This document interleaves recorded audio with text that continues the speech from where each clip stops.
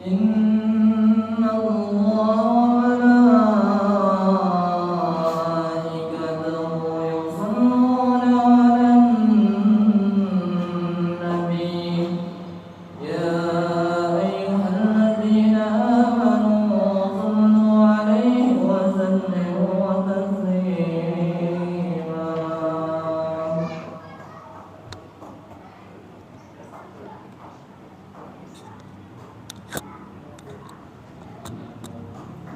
Assalamualaikum warahmatullahi wabarakatuh. Allahu Akbar, Allahu Akbar, Allahu Akbar,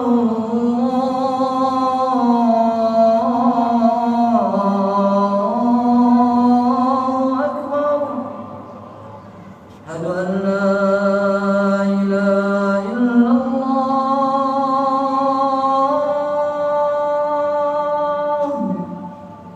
Asyhadu an la ilaha illallah.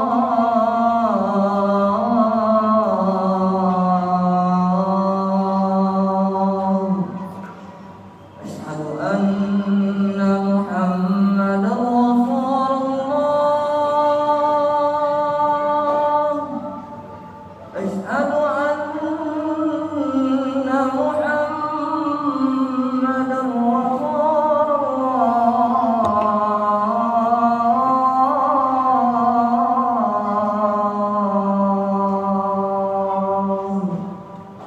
Hayya 'alas salah.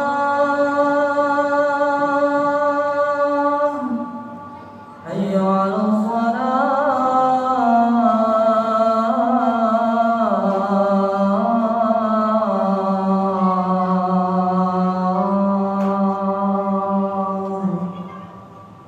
Hayya 'alal falah.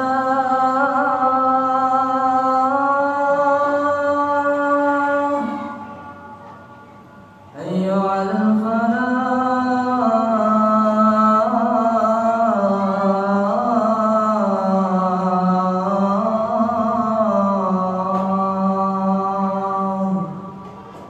Allahu Akbar, Allahu Akbar. La ilaha illallah.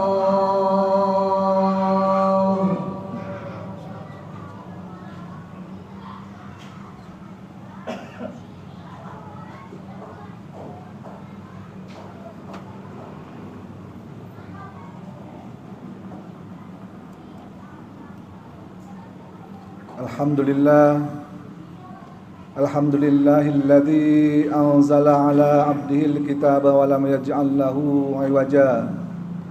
Wassalatu wassalamu ala sayyidina Muhammadin nabil mustafa wa ala alihi wa sahbihi wa man ihtada, amma ba'd.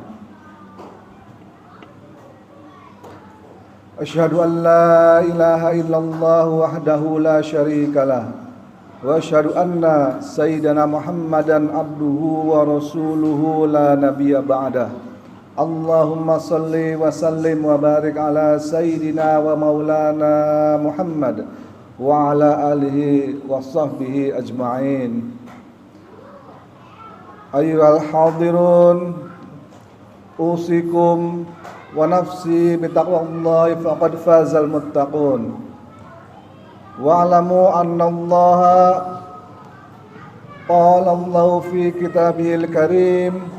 A'udzu billahi minasy syaithanir rajim. Bismillahirrahmanirrahim. Ya ayyuhalladzina amanu taqullaha haqqa tuqatih wa la tamutunna illa wa antum muslimun. Wa qala aidan wa may yattaqillaha yaj'al lahu makhraja wa yarzuqhu min haitsu la yahtasib. Shadaqallahul azim. Hadirin jamaah Jumat yang dirahmati Allah Subhanahu wa taala. Pertama-tama marilah kita panjatkan puji dan syukur kehadiran Allah Subhanahu wa taala yang telah melimpahkan begitu banyak nikmat kepada kita semua, yang bahkan kita tidak akan mampu menghitung satu nikmat pun yang telah diberikan olehnya kepada kita.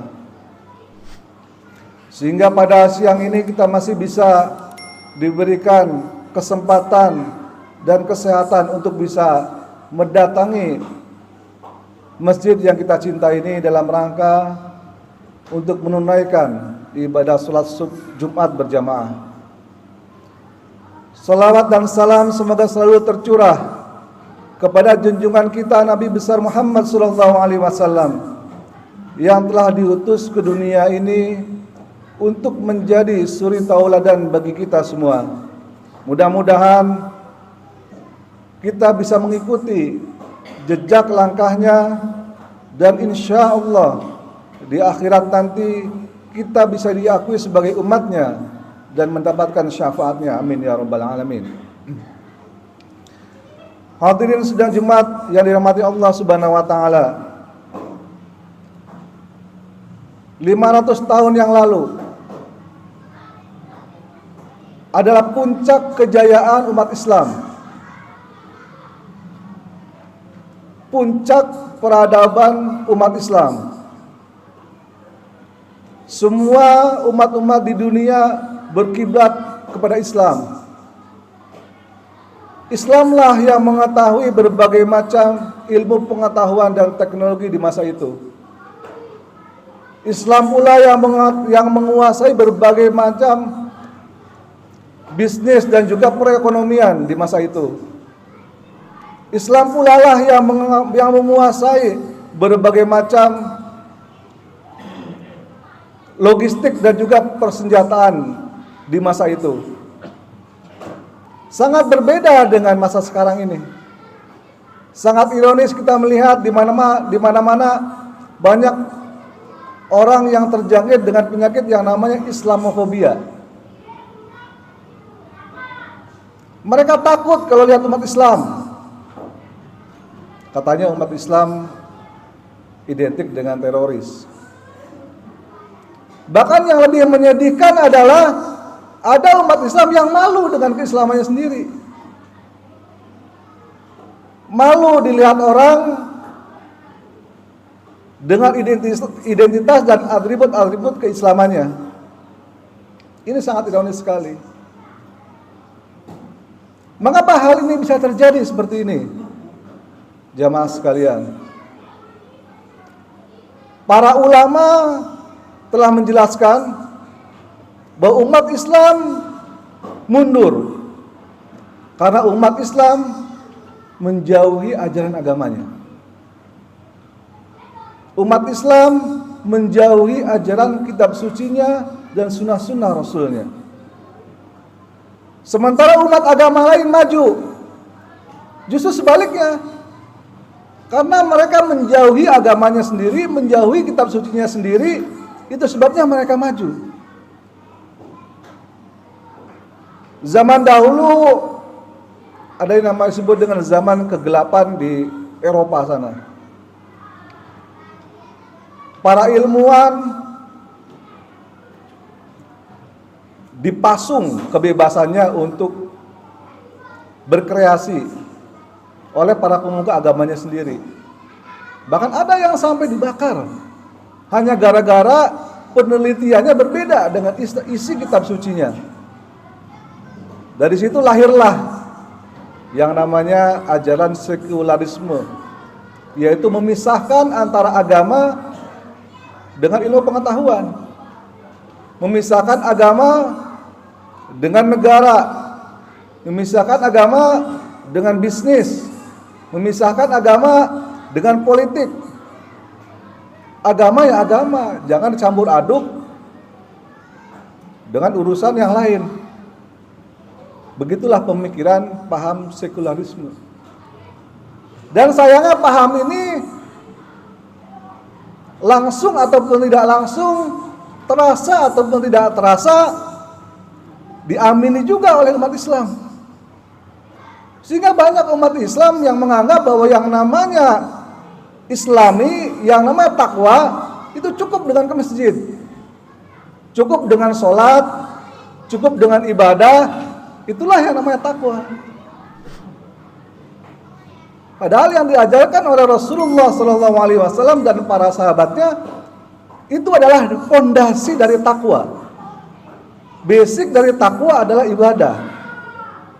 Hablum minallah adalah ibadah, merupakan basic dari takwa. Salat adalah basic dari takwa. Membaca Al-Quran, berzikir, menjalankan rukun Islam adalah basic dari takwa. Tapi itu baru satu sisi, baru hablum minallah.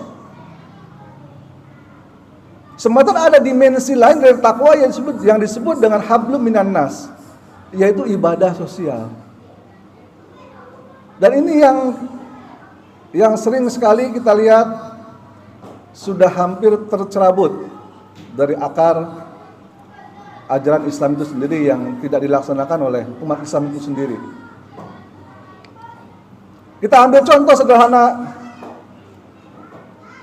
Kita lihat di hari Jumat saja misalnya. Begitu banyak orang yang dengan semangat datang Jumatan ke masjid. Karena apa? Karena memenuhi perintah Allah Subhanahu wa taala. Tujuannya apa? Untuk melaksanakan kewajiban dan mendapatkan pahala dari Allah Subhanahu wa taala. Itu betul. Bagus. Hablum minallahnya tercapai. Tapi bagaimana dengan hablum minan nasnya? Begitu banyak kita lihat orang setelah sholat Jumat, selesai sholat, selesai zikir, langsung pulang. Nah, ini sangat disayangkan. Karena sebaiknya sebagaimana diajarkan oleh Al-Quran, Allah ingatkan kepada kita, wa ja'alnakum syu'uban wa qabaila lita'arafu. Kami menjadikan kalian itu untuk bersuku-suku dan berbangsa-bangsa. Berbeda-beda. Ada yang suku Jawa, ada yang suku Sunda, ada yang suku Batak, ada yang Betawi. Lita'arufu, supaya saling mengenal. Makanya esensi sholat adalah beribadah kepada Allah. Tetapi hikmah sholat itu sendiri adalah lita'arufu, saling mengenal sama jamaahnya. Sehingga pulang dari masjid tidak hanya mendapatkan pahala, melainkan juga mendapatkan teman baru, mendapatkan ilmu baru, mendapatkan informasi baru yang barangkali akan bermanfaat bagi kehidupan kita setelah kita pulang ke rumah. Karena di masjid ini saja kita punya banyak ahli yang mungkin bisa membantu bapak-bapak semua di sini. Ada namanya misalnya Bang A, ahli sepeda motor. Jadi kalau yang motornya rusak, nggak usah jauh-jauh, datang aja cari jamaah Masjid An-Nas. Bagi yang kesulitan misalnya lagi ada proyek, butuh alat-alat berat, eskavator dan sebagainya, ada di sini namanya Pak Haji B. Silakan. Dan sebagainya.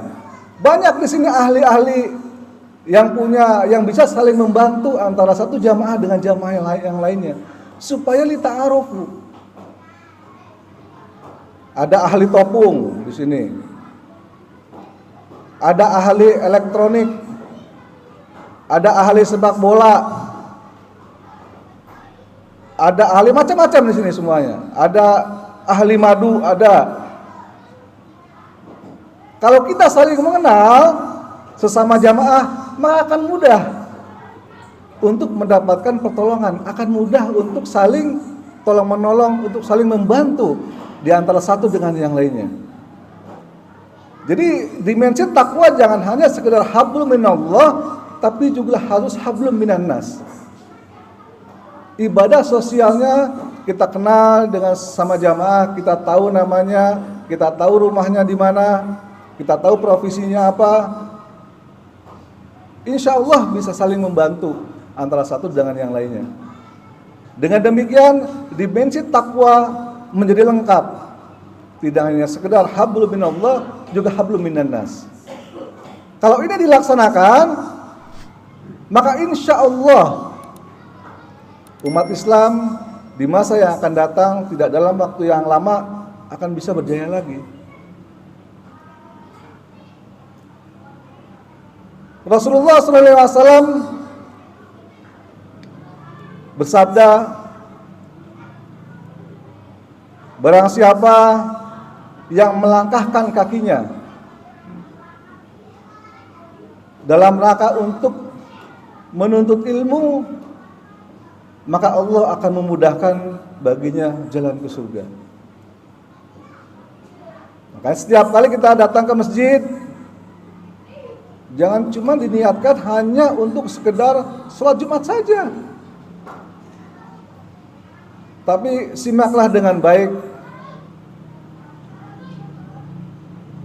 khutbah, isinya seperti apa, dalam rangka untuk mendapatkan ilmu, supaya Allah memudahkan kepada kita jalan ke surga.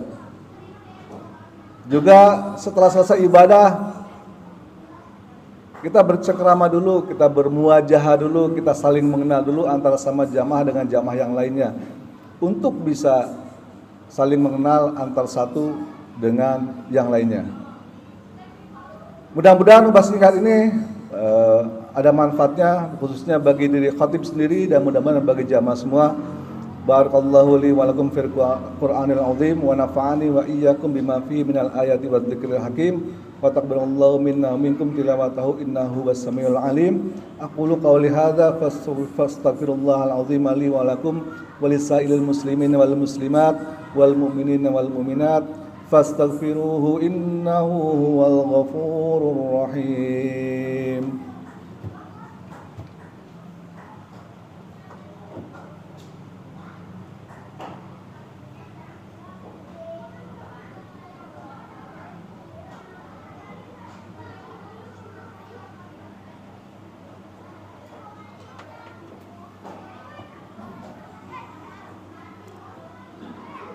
Innal hamdalillah shalli wa usallimu ala Rasulillah wa ala alihi wa sahbihi wa mawala.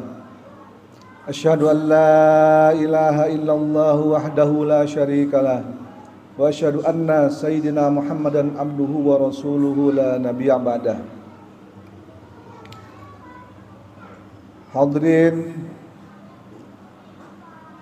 usikum wa nafsi bittaqullahi faqad fazal muttaqun. Wa qala Allah ta'ala fi kitabil karim wa huwa asdaqul qailin. A'udzu billahi minasyaitonir rajim. Bismillahirrahmanirrahim. Innallaha wa malaikatahu yusholluna 'alan nabi. Ya ayyuhalladzina amanu shallu 'alaihi wa sallimu taslima. Allahumma salli wa sallim wa barik ala sayyidina wa maulana Muhammad wa ala alihi wa sahbihi ajma'in wattabi'in wattabi'in at-tabi'in wa man tabi'ahum bi ihsanin ila yaumiddin wa alaina ma'hum bi rahmatika ya arhamar rahimin. Allahumma ighfir lil muslimina wal muslimat wal mu'minina wal mu'minat al-ahya'i minhum wal amwat innaka sami'un qaribun mujibud da'wat wa yaqdil hajat. Allahumma rabbana zalamna anfusana wa illam taghfir lana wa tarhamna lanakunanna minal khasirin. Rabbana hab lana min azwajina wa dhurriyyatina qurrata a'yun waj'alna lil muttaqina imama. Rabbana la tuzigh qulubana ba'da idh hadaitana wa hab lana min ladunka rahmah innaka antal wahhab. Rabbana atina min ladunka rahmatan wa hayyi lana min amrina rasyada.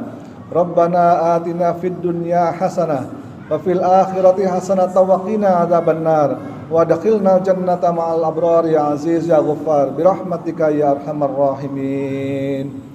Ibadallah, innallaha ya'muru bil adli wal ihsan wa ita'i dzil qurba wa yanha 'anil fahsya'i wal munkari wal baghi ya'idzukum la'allakum tadhakkarun. fadhkurullahal azim yadhkurukum washkuruhu ala ni'ami yazidkum wa la dzikrullahi akbar. Qimis shalah. Allahu Akbar, Allahu